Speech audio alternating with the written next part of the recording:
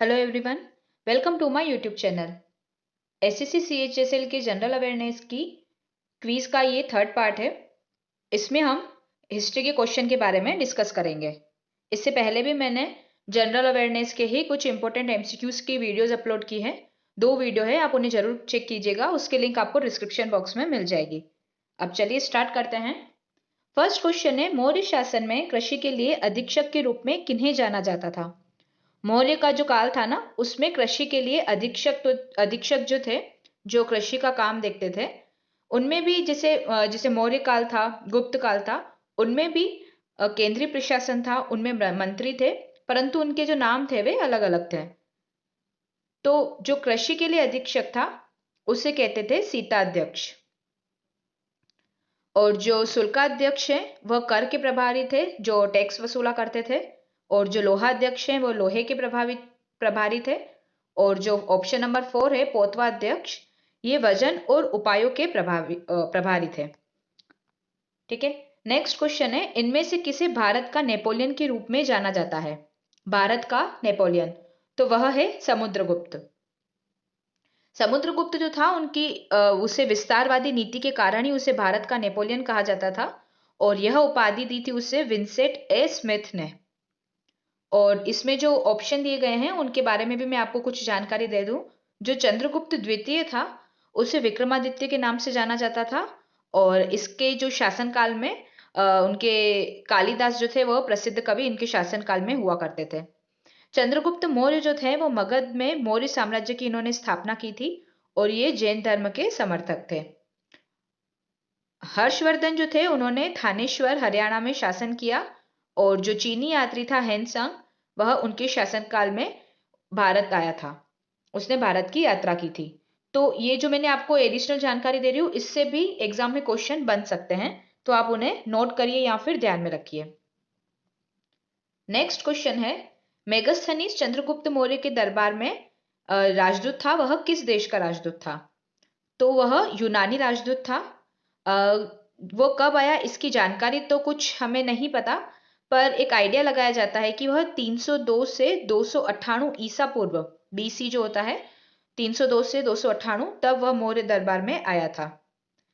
और उसके बाद जैसे कि बिंदुसार के टाइम में भी एक डिमचस नाम का यूनानी दूत आया था, और अशोक के टाइम आया था डायनोसियस। तो आपको ये भी ध्यान रखना है कि एग्जाम में से क्वेश्चन पूछ सकते हैं मिलान करने का।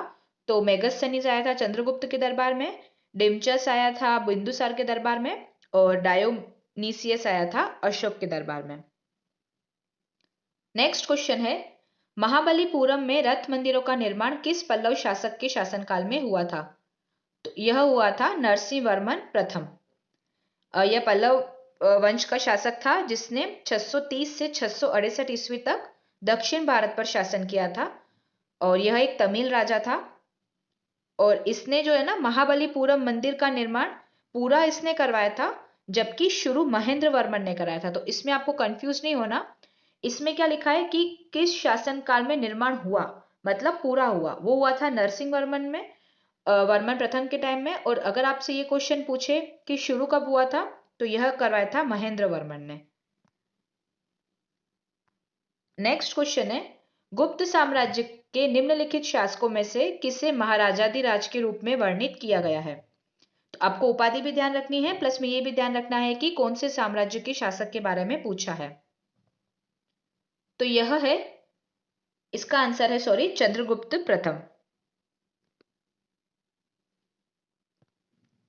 महाराजाधिराज जो होता है ना, उसका अर्थ होता है राजाओं का राजा। अब इसमें जो 2 ऑप्शन दिए गए हैं श्रीगुप्त और घटोत्कच, इन्हें महाराजा की उपाधि दी गई थी, जिसका अर्थ होता है महान राजा। ठीक है, तो आपको महाराजा और महाराजाधिराज में कंफ्यूज नहीं होना है। अब चंद्रगुप्त मौर्य को चंद्रगुप्त प्रथम को महाराजाधिराज की उपाधि क्यों दी गई थी? क्योंकि इसने अपने साम्राज्य का विस्तार बहुत अधिक कर दिया था, जिसमें गंगा का मैदान भी शामिल था। ठीक है, अब जो श्रीगुप्त हैं वह गुप्त साम्राज्य का संस्थापक था, ये आपको पता ही है। अब समुद्रगुप्त की उपाधियों के बारे में आपको बता दूं तो उनको पराक्रमंक, अप्रतिरथ, अप्रतिवार्यवीर्य, व्याग पराक्रमांक, सर्वराज उच्चेता और भारत का समुद्रगुप्त, नेपोलियन, ये इसकी उपाधियां थी। तो आपको इनमें कंफ्यूज नहीं होना है कि कौन सी उपाधि किसको दी गई थी। नेक्स्ट क्वेश्चन है, दिल्ली का लौह स्तंभ किसने स्थापित किया था? तो इसका आंसर है चंद्रगुप्त द्वितीय ने। और इसने ये वाही वाहिलाकों को पराजित करने के बाद दिल्ली के लौह स्तंभ को इसने स्थापित किया था। स्तंभ को चंद्रगुप्त द्वितीय की स्मृति और उनकी विजय और भगवान विष्णु के सम्मान में भी स्थापित किया गया था। ठीक है, तो आपको ये ध्यान रखना है।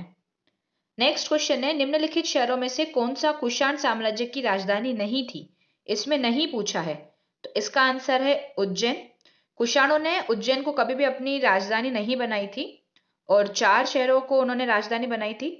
जो 3 तो आपके ऑप्शन में दिए गए हैं, मथुरा, पेशावर, बगराम, और चौथा था तक्षशिला। ठीक है, और जो कुषाण है वो यूएजी जनजाति का हिस्सा थे। तो कभी आपसे जनजाति भी पूछ ले तो आपको ध्यान होना चाहिए। नेक्स्ट क्वेश्चन है, सिंधु घाटी सभ्यता का निम्न में से कौन सा स्थल भारत में नहीं है? ये आपके सामने 4 ऑप्शन दिए गए हैं। तो जो हड़प्पा है वह भारत में नहीं है, वह पाकिस्तान में स्थित है। वह पाकिस्तान का जो पंजाब है उसमें स्थित है। इस प्रकार वह हड़प्पा भारत में नहीं है। तब वह, जैसे वो पूरा तब हिंदुस्तान था, वर्तमान में वह पाकिस्तान में स्थित है। जो हड़प्पा है वो खुदाई द्वारा ढूंढा जाने वाला पहला शहर था, इसीलिए जो सिंधु घाटी सभ्यता है उसे हड़प्पा सभ्यता भी कहते हैं। अब जो लोथल और धोलावीरा है वह गुजरात में स्थित है और बनावाली जो है वह हरियाणा में स्थित है। नेक्स्ट क्वेश्चन है, मोहनजोदड़ो और हड़प्पा के खंडहर दर्शाते हैं कि ये शानदार और अच्छी तरह से बनाए गए थे। तो इनमें ये जो शहर है वो कौन से शहर थे? कृषि, धार्मिक, व्यापारी या तटीय? तो इसका आंसर है तटीय, क्योंकि ये दोनों जो शहर थे उनके जो खंडहर है वो हमें बताते हैं कि यह सुव्यवस्थित व्यापारी शहर थे। उनके पास चौड़ी सड़कें थी और एक अच्छी तरह से विकसित जल निकासी प्रणाली भी थी। इनके जो घर हुआ करते थे ना वो पक्की हुई ईंटों से बने हुए थे और ये 2 या 3 मंजिले होते थे, मतलब ऐसे बंगलो टाइप नहीं था, इनके फ्लोर भी बने हुए होते थे। अब हड़प्पा सभ्यता या सिंधु घाटी सभ्यता है उसका जो काल है वह माना जाता है 2500 ईसा पूर्व से 1750 ईसा पूर्व। और इसके जो मतलब प्रमुख नगर हैं या शहर हैं वो कौन कौन से हैं? पाकिस्तान में है हड़प्पा, गनेरीवाला और मोहनजोदड़ो, और भारत में है धोलावीरा, कालीबंगा, राखीगढ़ी, रोपड़, लोथल, ये सारे इसके शहर हैं। नेक्स्ट क्वेश्चन है, सिंधु घाटी सभ्यता के लोगों का मुख्य व्यवसाय क्या था? तो उनका व्यवसाय था कृषि और उनकी मुख्य फसलों में थी गेहूं, चावल, खजूर, सरसों, कपास। तो ये इनकी प्रमुख फसलें थी। और जो हड़प्पा काल के जो लोग थे वे कपास का उत्पादन करने वाले सबसे पहले लोग थे। उन्हीं लोगों ने कपास का उत्पादन करना शुरू किया था। नेक्स्ट क्वेश्चन है, प्रसिद्ध संत वल्लभाचार्य निम्नलिखित में से किस शाखा से जुड़े थे? शाखा पूछिए तो इसका आंसर है कृष्णाश्रयी। ठीक है, जो वल्लभाचार्य थे वह राजस्थान और गुजरात के वैष्णव पंथ के संस्थापक थे। और उन्होंने कहा था कि भगवान कृष्ण से सीधे अपनी पद्धतियां सीखिए। वल्लभाचार्य कहते थे कि उन्होंने डायरेक्ट कृष्ण भगवान से अपनी पद्धतियां सीखी हैं और उन्होंने कृष्ण के रूप में भगवान विष्णु की पूजा का प्रचार किया और खुद को वे अग्नि का अवतार भी मानते थे, इसलिए उनकी जो शाखा है वो होती है कृष्णाश्रयी। नेक्स्ट क्वेश्चन है, निम्नलिखित में से कौन सा वेद त्रय का हिस्सा नहीं है? ये बहुत इंपॉर्टेंट क्वेश्चन है क्योंकि ये एसएससी सीजीएल और एसएससी सीएचएसएल इसमें बहुत बार पूछा जा चुका है। तो जो वेद त्रय है ना, वेद, वैसे आपके मन में क्वेश्चन आ रहा होगा कि वेद तो 4 है, पर वेद त्रय ये हैं जो प्राचीन वेद थे, जैसे ऋग्वेद, यजुर्वेद और सामवेद, ये तीनों वेद त्रयी है, यानी ये प्राचीन वेद है। अथर्ववेद है वो बाद में जोड़ा गया, इससे पहले वो वेद त्रयी के नाम से जाना जाते थे, इसीलिए जो अथर्ववेद है वो वेद त्रयी का हिस्सा नहीं है। ये चारों वेदों में सबसे नया है।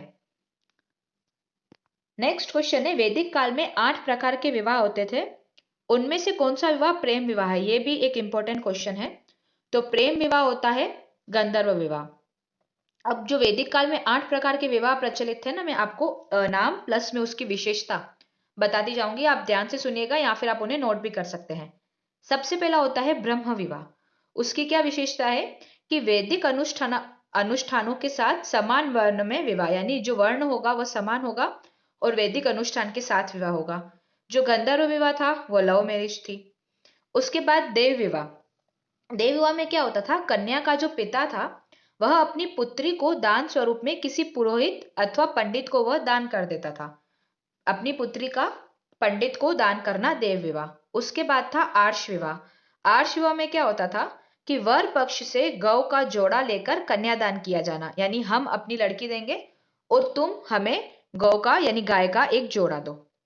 उसके बाद था प्रजापत्य विवाह, दहेज के बिना किया गया विवाह, जिसमें दहेज नहीं होती थी, वो था प्रजापत्य विवाह। फिर है असुर विवाह। असुर विवाह में क्या होता था, धन के बदले में किया जाने वाला विवाह, यानी तुम लड़की दो हम धन देंगे, उसमें धन के बदले में दिया जाता था। राक्षस विवाह, राक्षस विवाह में कन्या का अपहरण करके उसके साथ विवाह किया जाता था। और लास्ट है पेशाच विवाह। इसमें क्या किया जाता था कि लड़की को जो होश में नहीं थी उसे जबरन भगा ले जाकर उससे शादी करना। तो ये 8 प्रकार हो गए विवाह के, जिसमें पेशाच, राक्षस, आसुर विवाह और गांधर्व विवाह इन्हें सही नहीं माना जाता था। ठीक है, ये उचित विवाह नहीं माने जाते थे। नेक्स्ट है अजंता की गुफाओं की चित्रकारी भारत में किस धर्म के स्वर्ण युग का प्रमाण है? तो वह है बौद्ध धर्म। जो अजंता की गुफाएं हैं वो भारत के महाराष्ट्र राज्य के औरंगाबाद जिले में लगभग 29 कटी चट्टानों की बौद्ध गुफा स्मारक है, और जिनकी अवधि है 2री शताब्दी ईसा पूर्व से लेकर 480 ईस्वी तक। ठीक है, 1819 में बाघ का शिकार करने के दौरान जो ब्रिटिश अधिकारी थे उन्होंने इस गुफा की खोज की थी। अजंता की जो दीवारें हैं उनकी चित्रकारी अपने निपुण रेखा कार्य, प्राकृतिक रंगों के उपयोग, केवल प्राचीन उपकरण से बनाई गई कलात्मकता, कामुक रूप और समग्र संरचना में सद्भाव के लिए प्रसिद्ध है। तो ये इनकी विशेषता है अजंता की गुफाओं की। नेक्स्ट क्वेश्चन है, निम्नलिखित में से किस शहर ने कभी भी बौद्ध परिषद का आयोजन नहीं किया? तो ये जो तीनों शहर हैं पाटलिपुत्र, राजगीर, वैशाली, इन तीनों में बौद्ध संगीति का आयोजन किया गया था। जो सबसे पहली बौद्ध संगीति थी वो हुई थी राजगीर में, दूसरी हुई थी वैशाली में, तीसरी हुई थी पाटलिपुत्र में, चौथी कुंडलवन कश्मीर में, पांचवी बर्मा में और छठी भी बर्मा में। तो इस प्रकार 6 बौद्ध संगीतियां हुई थी। नेक्स्ट क्वेश्चन है, निम्नलिखित में से कौन भारतीय दर्शन शास्त्र शाद दर्शन के 6 स्कूल में से एक नहीं है? तो वह है अपरिग्रह। ठीक है, जो भारतीय दर्शन शास्त्र के जो 6 स्कूल हैं उनमें है सांख्य, योग, न्याय, वैशेषिक, पूर्व मीमांसा या वेदांत, पूर्व मीमांसा और वेदांत। तो जो वेदांत है उसे उत्तर मीमांसा भी कहते हैं। कभी आपको उत्तर मीमांसा ऑप्शन में पूछ लिया जाए तो आप कंफ्यूज ना हों। और जो अपरिग्रह दिया गया है ना, वो जैन धर्म की 5 प्रतिज्ञाओं में से एक है। जैन धर्म की 5 प्रतिज्ञा कौन कौन सी है? अहिंसा, सत्य, अस्तेय, ब्रह्मचर्य और अपरिग्रह। नेक्स्ट क्वेश्चन है, संगम राजवंश के संस्थापक कौन थे? तो जो संगम राजवंश के संस्थापक थे वह है हरिहर प्रथम और बुक्काराय प्रथम। यह राजवंश जो था वो विजयनगर साम्राज्य के अधीन था, और ये जो हरिहर प्रथम और बुक्काराय प्रथम है ये दोनों भाई थे जिन्होंने इसकी स्थापना की थी। नेक्स्ट क्वेश्चन है, मोहम्मद बिन तुगलक का वास्तविक नाम कौन सा था? तो उसका वास्तविक नाम था उलुग खान। उलुग खान या फिर कोई कोई जोना खान भी कहते हैं, तो आपको ये दोनों नाम रखने हैं, उलुग खान और जोना खान। 1325 में गयासुद्दीन तुगलक का निधन हो गया था। उसके बाद उसका जो सबसे बड़ा बेटा है मोहम्मद बिन तुगलक, जिनके अन्य 2 नाम है उलुग खान या जोना खान, वह गद्दी पर विराजित हुआ और उन्होंने 1351 तक शासन किया था। नेक्स्ट क्वेश्चन है, निम्नलिखित राजवंशों में से किसने खजुराहो मंदिर का निर्माण करवाया था? तो खजुराहो मंदिर का निर्माण कराया था चंदेल। खजुराहो मंदिर का निर्माण जो है वो कालिंजर क्षेत्र में चंदेल वंश द्वारा महोबा के मध्ययुगीन शहर से लगभग 35 मील दूर बनाया गया। कौन से शहर से? मध्ययुगीन शहर से। और ये जो चंदेल थे ना वो जेजाक बुक्ति वंश के रूप में भी लोकप्रिय थे। और चंदेल राजवंश जो था वह 9वीं शताब्दी में पहली बार सामने आया जब नानुका ने परिहार सरदार को पराजित किया और जेजाक बुक्ति के चांडालों से राजवंश की स्थापना की थी। नेक्स्ट क्वेश्चन है, भारत में इल्तुतमिश द्वारा शुरू किए गए सिक्कों के बारे में निम्नलिखित में से कौन सा सही है? इसका जो ऑप्शन नंबर 4 है कि उन्होंने टंका नामक चांदी का एक सिक्का शुरू किया था और जीतल नामक तांबे का एक सिक्का शुरू किया। तो आपको ध्यान रखना है कि दोनों कथन सही हैं। टंका नामक चांदी का सिक्का और जीतल नामक तांबे का सिक्का। और जो इल्तुतमिश था उसने नागरिक प्रशासन में भी सुधार किया था और उसने सोने के सिक्के नहीं चलाए थे और उसने सैन्य प्रतिष्ठान में सुधार लाने में भी महत्वपूर्ण भूमिका निभाई थी। नेक्स्ट क्वेश्चन है, निम्नलिखित में से खिलजी राजवंश के संस्थापक के रूप में किसे जाना जाता है? तो वह है जलालुद्दीन खिलजी। उसने 1290 से 1296 ईस्वी तक शासन किया और उसने अपने शासनकाल के दौरान कई मंगोलों के इस्लाम में धर्मांतरण के बाद उन्हें आश्रय दिया था। नेक्स्ट क्वेश्चन है, भारत में तुगलक वंश के बाद कौन सा वंश शासन में आया? तो तुगलक के बाद आया था सैयद वंश। यह सल्तनत पर शासन करने वाला चौथा वंश था और इसके 4 शासकों ने शासन किया 1414 से लेकर 1451 तक। मुल्तान के पूर्व राज्यपाल द्वारा स्थापित इस वंश ने तुगलक वंश की जगह ली थी और 1451 में लोधी वंश द्वारा इसे हटाया गया। मतलब इसके बाद लोधी वंश ने शासन किया था। नेक्स्ट क्वेश्चन है, दाग यानी घोड़ों का दाहांकन की प्रणाली किस मध्ययुगीन शासक द्वारा शुरू की गई थी? तो दाग शुरू की गई थी अलाउद्दीन खिलजी द्वारा। यह भी इंपॉर्टेंट क्वेश्चन है। शाही सेना में घोड़ों की गुणवत्ता की जांच करने के लिए अलाउद्दीन खिलजी द्वारा दाग यानी घोड़ों का दाहांकन की प्रणाली शुरू की गई थी और उसने चेहरा प्रणाली भी शुरू की गई थी कि जो सैनिक हैं वे अपनी वर्णात्मक भूमिका बनाए रखें, ये उनके लिए कंपलसरी कर दिया था। इससे भ्रष्टाचार में कमी लाना इसका मुख्य उद्देश्य था। नेक्स्ट क्वेश्चन है, भारत में टोकन मुद्रा प्रणाली किसने शुरू की? तो टोकन मुद्रा प्रणाली शुरू की थी मोहम्मद बिन तुगलक ने और टोकन मुद्रा का विचार चीन में उनके समकालीन कुबलई खान द्वारा जारी कागजी मुद्रा से लिया गया था। ठीक है, मतलब उसके जो समकालीन थे उन्होंने यह शुरू की थी। हालांकि इसका व्यापार पर प्रतिकूल प्रभाव पड़ा था क्योंकि इससे भ्रष्टाचार भी बढ़ गया। हर किसी ने वो टोकन मुद्राएं बनाने शुरू कर दिए क्योंकि इस पर ऐसा कुछ स्टाम्प वगैरह का सीन इसने कुछ रखा नहीं था। इसने इसके साथ साथ तांबे के सिक्के भी जारी किए थे जिसका मान सोने और चांदी के सिक्के के बराबर था।